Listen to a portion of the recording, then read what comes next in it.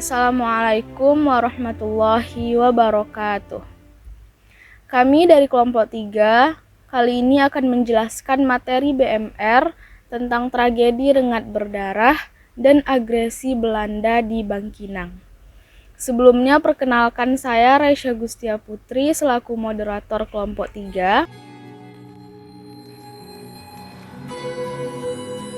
Lalu, tragedi Rengat Berdarah bagian pertama akan dijelaskan oleh Fajri Azaki Maulana. Yang pertama yaitu tentang Rengat Berdarah. Rengat Berdarah ini terjadi pada tanggal 5 Januari 1949 di kota Rengat, Provinsi Riau. Berawal dari perselisihan antara dua kelompok yang memiliki latar belakang agama dan suku yang berbeda, sehingga mengarah pada konflik fisik yang melibatkan ratusan orang. Situasi memanas ketika sekelompok orang dari salah satu kelompok melakukan serangan terhadap kelompok lainnya. Kedua belah pihak terlibat dalam bentrokan sengit yang melibatkan penggunaan senjata tradisional dan benda-benda tajam. Kekerasan tersebut menyebabkan korban jiwa dan luka-luka di antara kedua belah pihak. Pemerintah daerah dan aparat keamanan mengirimkan pasukan kepolisian dan tentara untuk mengendalikan kerusuhan, dan banyak korban luka-luka yang harus dirawat di rumah sakit. Beberapanya tewas dan banyak rumah, toko, dan properti rusak akibat kerusuhan tersebut. Selanjutnya, tragedi Rengat Berdarah bagian kedua akan dijelaskan oleh Rian Syafiq Pratama. Selanjutnya, setelah kejadian ini, pemerintah dan masyarakat setempat melakukan upaya untuk memulihkan perdamaian dan membangun kembali hubungan antar kelompok yang terlibat. Langkah-langkah rekonsiliasi, dialog antar kelompok, dan upaya rekonsiliasi dilakukan untuk mencegah terulangnya konflik serupa di masa depan. Peristiwa ini menjadi pengingat dan pentingnya menjaga toleransi dan kerukunan dalam masyarakat. Kerjasama antar pemerintah, tokoh masyarakat, dan semua pihak terlibat sangatlah penting dalam mengatasi perbedaan dan mencegah konflik. Lalu kita masuk ke bagian agresi Belanda di Bangkinang. Bagian pertama akan dijelaskan oleh Muhammad Sultan Fatih. Nah, lanjut ke materi yang ketiga yaitu agresi Belanda di Bangkinang. Ini itu terjadi pada 23 Maret 1949 berlokasi di Bangkinang, yaitu periode Revolusi Nasional Indonesia. Mengapa Belanda melakukan agresi? Yang pertama itu adalah salah satu tindakan militer Belanda untuk merebut kembali kendali terhadap wilayah Indonesia, khususnya daerah Sumatera. Jadi Belanda ingin merebut kembali daerah Indonesia, khususnya di Pulau Sumatera. Saat itu, Bangkinang merupakan salah satu pusat perlawanan terhadap kehadiran Belanda di Sumatera. Terus yang poin ketiga, pasukan Belanda yang kuat melancarkan serangan terhadap pas-pas perlahan TNI di daerah tersebut. Kedua terakhir yaitu mereka menggunakan kekuatan militer yang lebih unggul, termasuk dukungan udara dan artileri untuk mengatasi perlawanan yang dilakukan oleh pasukan Indonesia. Jadi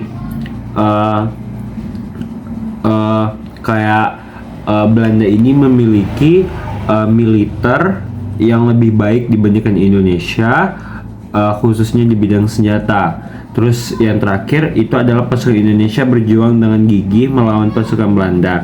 Namun karena keunggulan militer yang jelas lebih tinggi dibandingkan Indonesia, mereka akhirnya terdesak dan terpaksa mundur dari Bangkinang. Jadi Belanda berhasil menguasai Bangkinang. Selanjutnya, agresi Belanda di Bangkinang bagian kedua akan dijelaskan oleh Putri Sania. Agresi Belanda di Bangkinang mengakibatkan korban jiwa dan kerusakan yang signifikan. Banyak penduduk sipil yang terkena dampak konflik tersebut, baik dalam bentuk korban jiwa maupun pengungsian. Infrastruktur dan properti di Bangkinang mengalami kerusakan akibat serangan dari Belanda. Agresi Belanda di Bangkinang menjadi bagian dari upaya Belanda untuk mengendalikan Indonesia. Namun mereka tidak mampu menghentikan semangat perjuangan kemerdekaan bangsa Indonesia. Agresi Belanda di Bangkinang menjadi salah satu peristiwa penting dalam sejarah di mana Indonesia menunjukkan ketegangan dan perjuangan antara Indonesia dan Belanda dalam merebut dan mempertahankan kemerdekaan. Terakhir, kesimpulan yang akan disampaikan oleh Azahra Shirena. Dari berbagai penjelasan yang telah disampaikan, dapat disimpulkan bahwa peristiwa Rengat Berdarah yang terjadi pada tanggal 5 Januari 1949 menjadi salah satu bagian penting dalam memahami perjuangan Indonesia dalam merebut kemerdekaan dan mengakhiri penjajahan Belanda. Peristiwa ini melibatkan bentrokan sengit antara pasukan Belanda dan Tentara Nasional Indonesia yang menandai fase akhir penjajahan Belanda di Indonesia sendiri. Di antara korban tewas dalam pembantaian tersebut terdapat ayah dari penyair terkenal Indonesia, Chairil Anwar, yang bernama Tulus dan saat itu menjabat sebagai Bupati Indragiri. Sejak itu, tiap tahunnya, pemerintah Indragiri Hulu dan masyarakat memperingati peristiwa Rengat Berdarah sebagai hari bersejarah.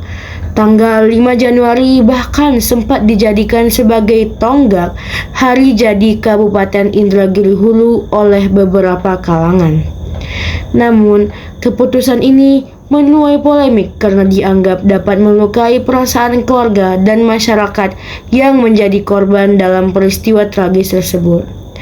Peristiwa Rengat Berdarah akhirnya turut mempengaruhi keputusan Belanda untuk mengakhiri penjajahan mereka yang memuncak dalam pengakuan kedaulatan Indonesia pada tanggal 27 Desember tahun 1949.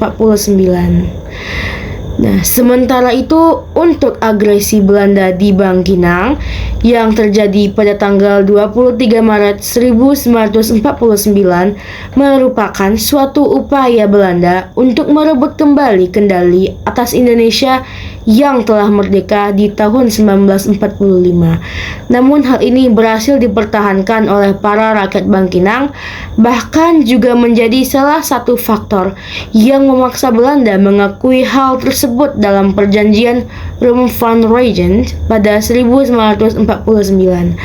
Pada akhirnya, kedua perlawanan yang terjadi di Riau mewakili semangat dan tekad Indonesia dalam mempertahankan kemerdekaannya dari penjajahan.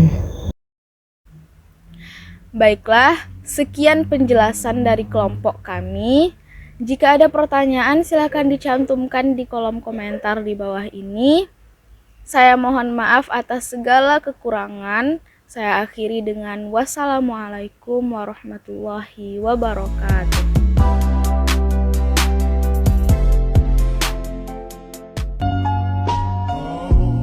Damn. Here we go again.